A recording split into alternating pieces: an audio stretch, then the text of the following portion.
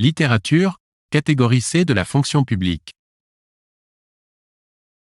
Comme son inventeur Georges Simenon, 1903 à 1989, le commissaire Maigret ne quitte jamais.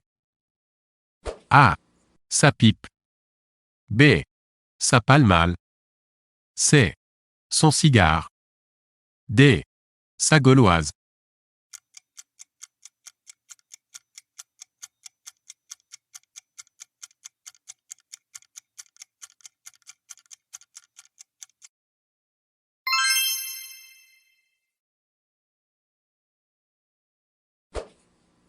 Dans Les Misérables, de Victor Hugo, quel est le nom de l'enfant héroïque qui meurt sur la barricade?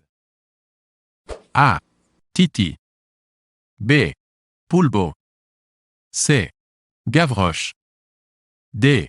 Jean Valjean.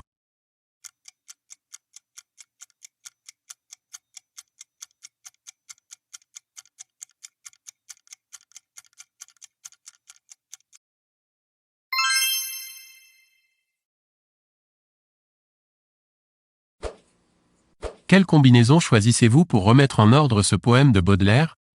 1. Aimer et mourir 2. Songe à la douceur 3. Mon enfant ma sœur 4. Aimer à loisir 5. D'aller là-bas vivre ensemble 6. Au pays qui te ressemble. A. 1, 3, 2, 5, 4, 6. B. 3, 2, 5, 4, 1, 6. C. 3, 2, 5, 4, 6, 1. D. 2, 3, 5, 6, 1, 4.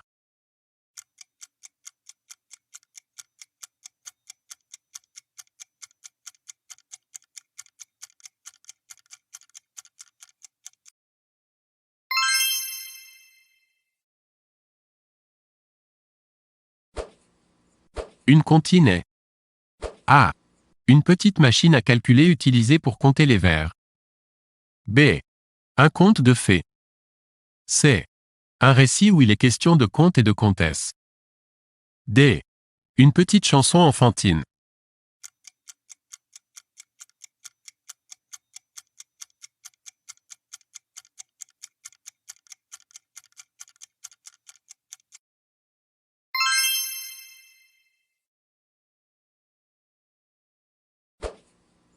Sous le pont Mirabeau coule la Seine et nos amours, faut-il qu'ils m'en souviennent, la joie venait toujours après la peine. Qui est l'auteur? A. Verlaine. B. Rimbaud. C. Apollinaire. D. Mallarmé.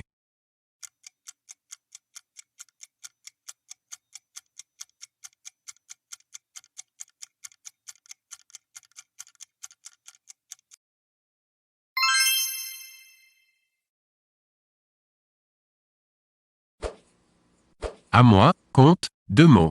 Cette exclamation de Rodrigue, dans le Cid, annonce que celui-ci s'apprête à A. Confier un secret au comte. B. Provoquer le comte en duel. C. Demander au comte la main de Chimène. D. Proposer au comte une affaire intéressante.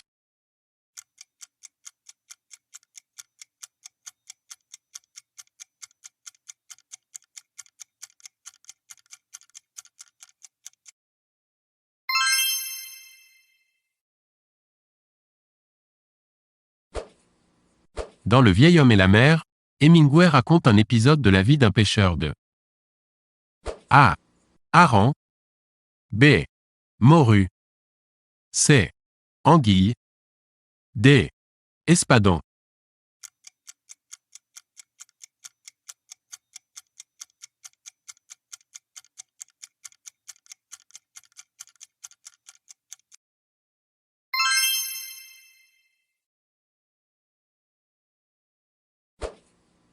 Dans plusieurs pièces de Shakespeare apparaît un personnage truculent, bouffon et ivrogne. De qui s'agit-il? A. Prospero. B. Shylock. C. Falstaff. D. d'Othello.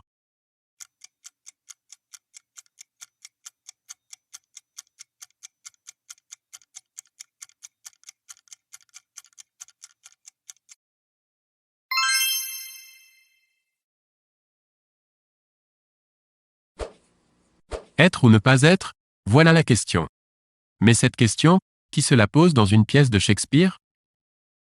A. Macbeth. B. Othello. C. Roméo. D. Hamlet.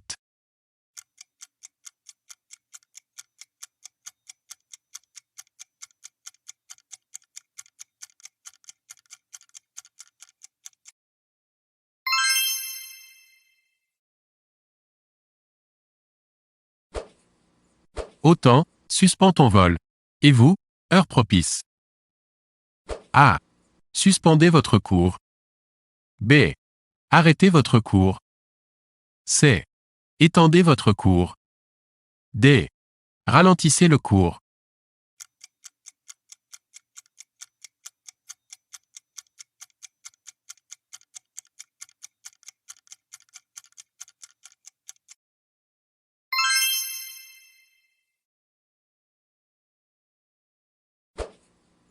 La statue de la petite sirène, assise, mélancolique, au bord de la mer à Copenhague, rappelle aux Danois le conte de A. Lagerlöf. B. Andersen. C. Grimm. D. Ibsen.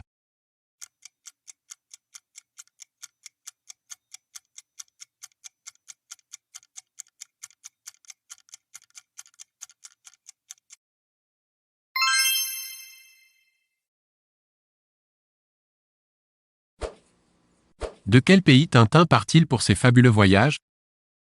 A. Suisse. B. France. C. Belgique. D. Québec.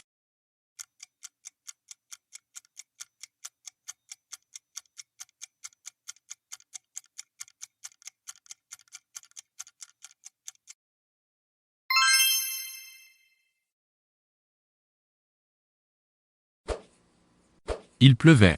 On était vaincu par sa conquête. Pour la première fois, l'aigle baissait la tête. À quel événement historique Victor Hugo fait-il allusion dans ce passage des Châtiments, 1853? A.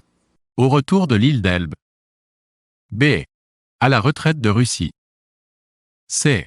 À la traversée des Alpes par Bonaparte. D. À la séparation de Napoléon et de Joséphine.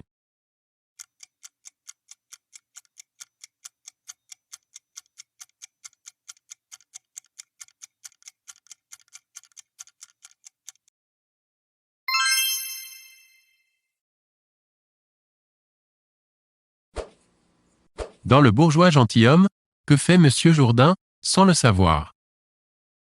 A. De la poésie. B. De la prose. C. De l'arithmétique. D. De la philosophie.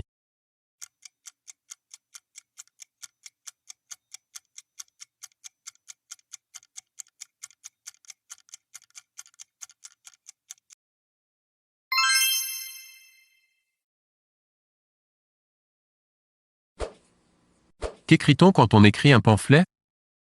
A. Un verset du Coran. B.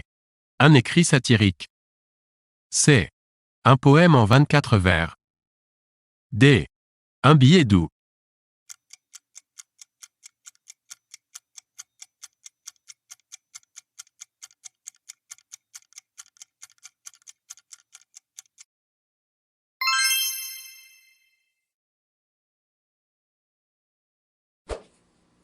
Qu'est-ce qu'un pastiche? A. Un texte imitant le style d'un écrivain. B. Un poème de 18 vers. C. Une recette de pâtisserie auvergnate. D. Un texte écrit sous l'influence d'un alcool anisé.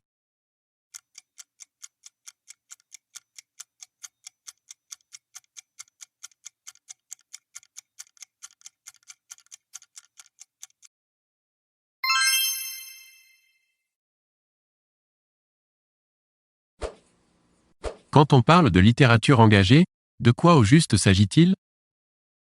A. D'un genre littéraire précis. B. D'un récit qui s'enchaîne bien. C. D'une littérature qui met en lumière les problèmes du temps.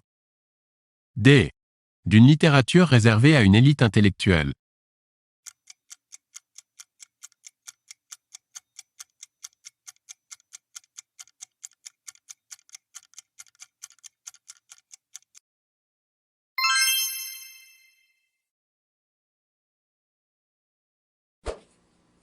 La tirade des nez, dans Cyrano de Bergerac, d'Edmond Rostand, est un véritable feu d'artifice de comparaison plus ou moins cocasse. Quel élément de cette liste est absent de la tirade? A. Une boîte à ciseaux. B. Une péninsule. C. Un perchoir. D. Une figure de proue.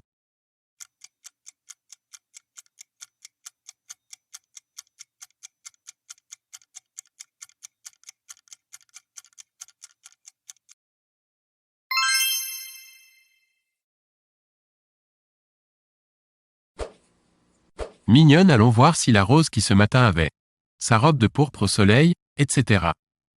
Remplacez les pointillés par A. Éclose. B. Déclose. C. Reclose. D. Enclose.